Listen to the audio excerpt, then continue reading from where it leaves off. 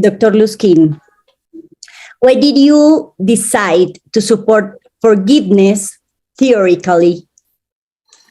It's those kind of questions are never simple because you're looking at our whole life. Like, what is it that makes someone interested in something or not? I had a long-standing interest in spiritual qualities. I've had a long meditation practice, so the forgiveness was resonant with that.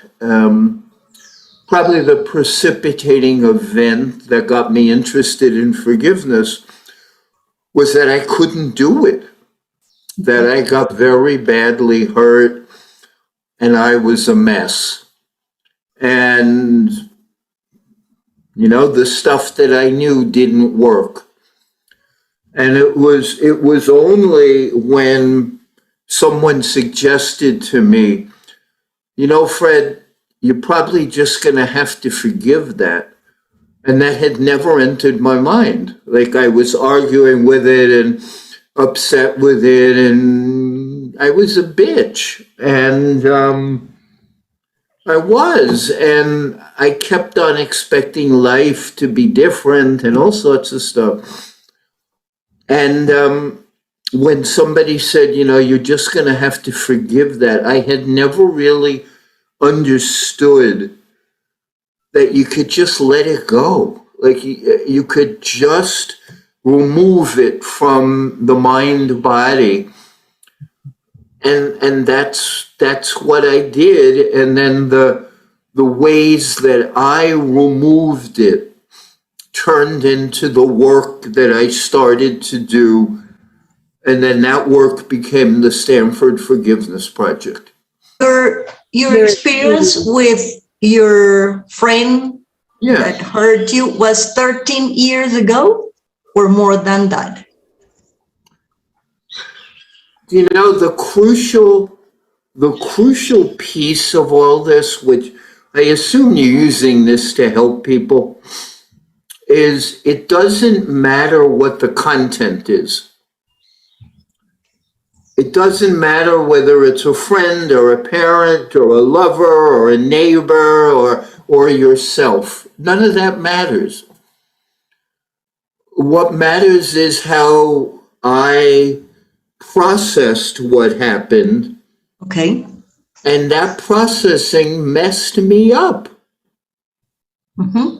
And what forgiveness does is you change your processing. So one of the really large obstacles is people get so attached to their content and to the people and their story that they completely forget how much they're contributing. Okay.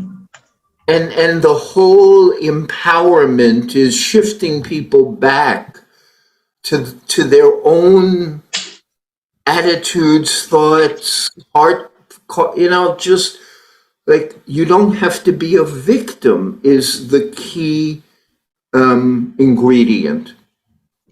Thank you, Dr. Fred. Is there any scientific evidence to support the physical health and disease prevention benefits of forgiveness? There's some evidence. What evidence there is supports the physical health benefits, but it's not an enormous amount of evidence. With things like forgiveness and compassion and love, there hasn't been a lot of science around it. It's a neglected field. So there is some evidence that certainly forgiveness reduces stress, which has a health benefit. It reduces some of the strain on the nervous system and the heart, so that has some health benefit. It can release depression, so that has health benefits, and it can let's say, attenuate the perception of pain when you're not all aggrieved about other things. So, yes, there are implications for physical health, but, it's not like you could say there's 40 studies, with great controls and that, yes, you want to take 2 of these and it'll cure you of something. The biggest way of describing this would be the term allostatic load is kind of the full impact of all the stresses and impingements on you. And forgiveness clearly lowers some of that, so the body and the mind have less to grapple with. Okay. Thank you, Doctor. Okay. What factors influence a person's ability to forgive someone who has hurt them?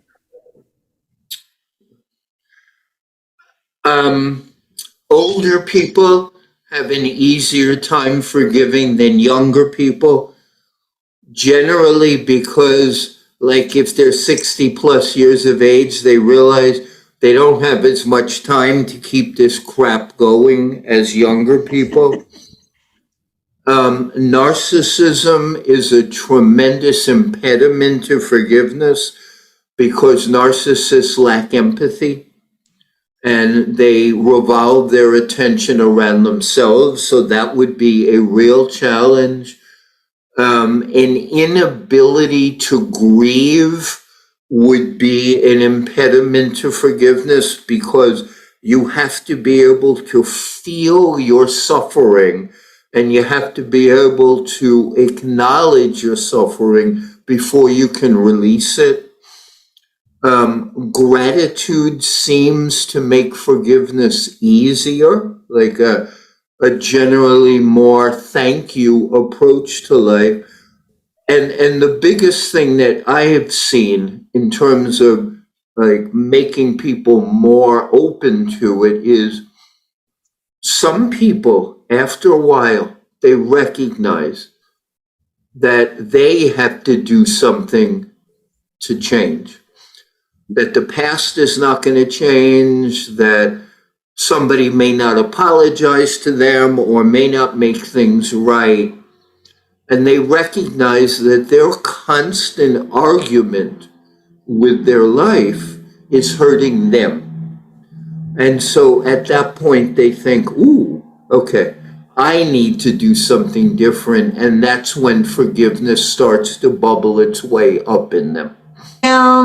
There is a phrase in your book that caught my attention a lot. To forgive is to let go of hope for a better past. Can you tell us about it? I mean, that's not my definition. That was actually started by a woman whose child was murdered. And she made a bumper sticker out of it as part of her healing. Forgiveness is giving up all hope for a better past. What that means is most of the energy we spend that is unforgiveness is saying that the way life emerged was not the way it should have emerged, that somehow I deserved a better past or present, and that is a corrosive waste of our time. Now, short term, in terms of grief, it's actually quite helpful to go through that process of saying, wow, this really was terrible. It hurt like hell. I wish it had been different. I was expecting something different. And the grieving process allows us to integrate the new information about how life actually unfolded with the way we wanted. And that's why grieving is so difficult, because we're integrating information that forces us to have new models. When that is stalled and we continue to say, the past is wrong, people are wrong, this is wrong. That's when unforgiveness becomes a problem, and forgiveness is releasing that by saying, hey, you know, what is, I better get with the program and live where life actually is. Cuéntale de Dani. She wants me to tell you that her son, 18 years old, in 2014, committed suicide. My son. Okay. And that was something that make her understand that after she has been through that episode, she had to teach how she can survive to that loss. Yeah. And then she started to help other people that has been through that any loss, especially mothers that has that lose a son or a daughter, and started working with forgiveness. Okay, so she wanted me to tell you that she lost her son.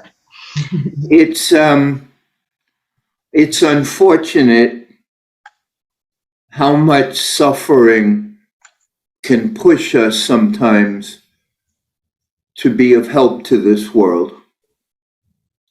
It's unfortunate that we wait till we suffer, and it's unfortunate how much we suffer. And then sometimes the benefit that we get from what happened to us is really the only way forward, because there's so much loss in life and there's so much suffering that, when you have your own and you try to help others, you just realize how much there is. It's like this never-ending well of loss and suffering. And thankfully, some of us can turn that into something of use to other people. Most people don't have dramatic things to forgive,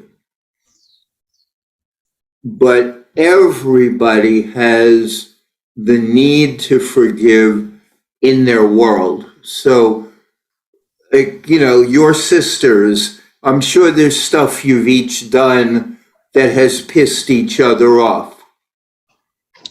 You need to forgive to keep the relationship. If you're married, you can guarantee that you and your partner will piss each other off. And you need forgiveness to keep the bond intact. You can guarantee that you're going to do stuff to hurt other people. You can guarantee it.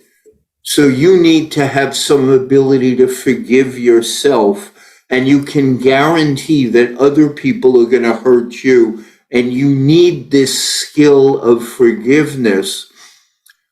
It's not primarily for the big disasters in life.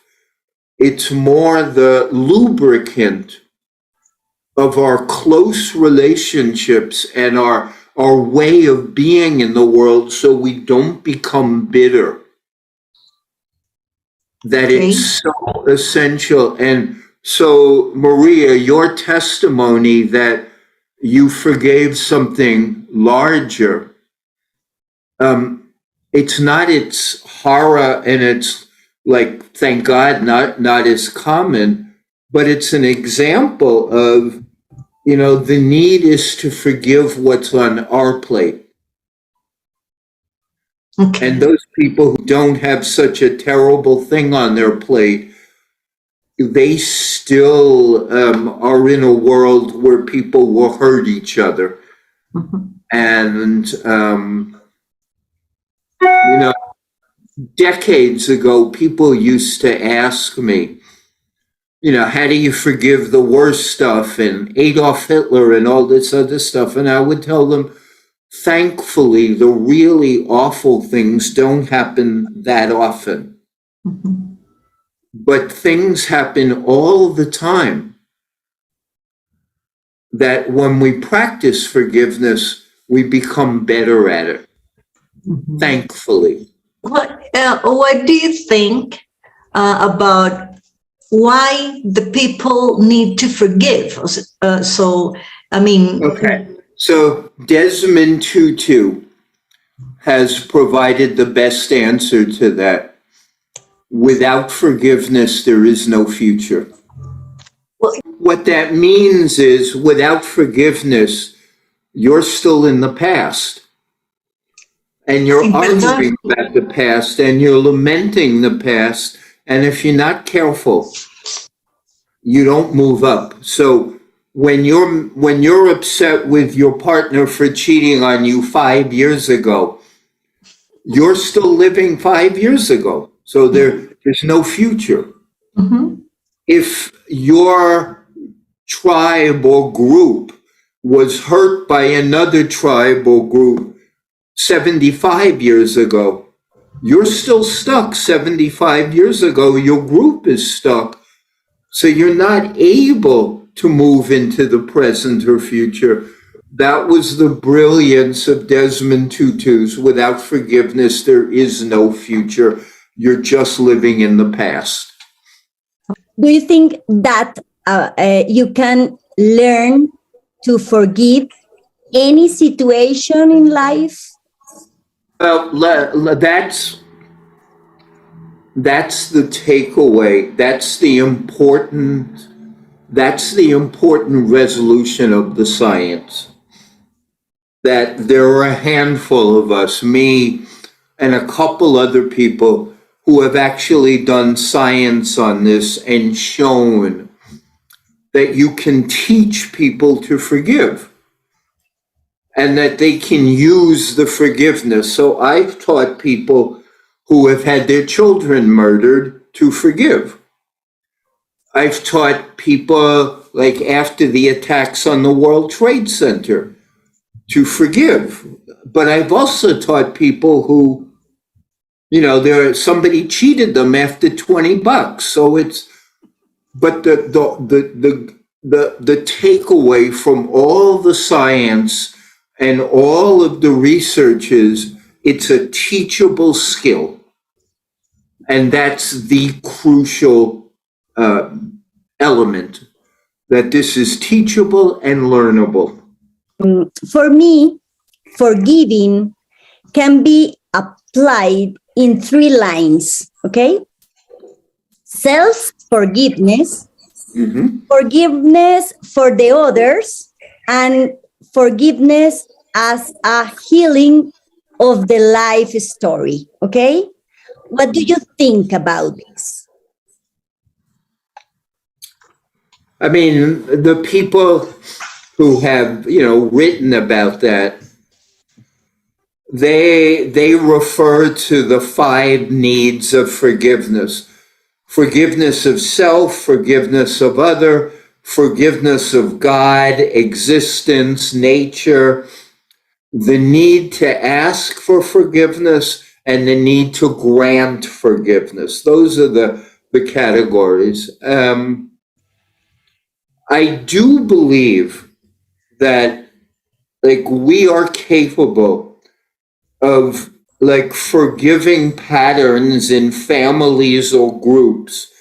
So if you belong to a group of people whose identity is, I hate that group, or you belong to a family where everybody hates grandma or something, you can cleanse the family transmission by your own forgiveness. So that story stops with you.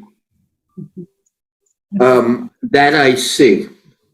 But the essential nature of forgiveness is its present centeredness, which is right now.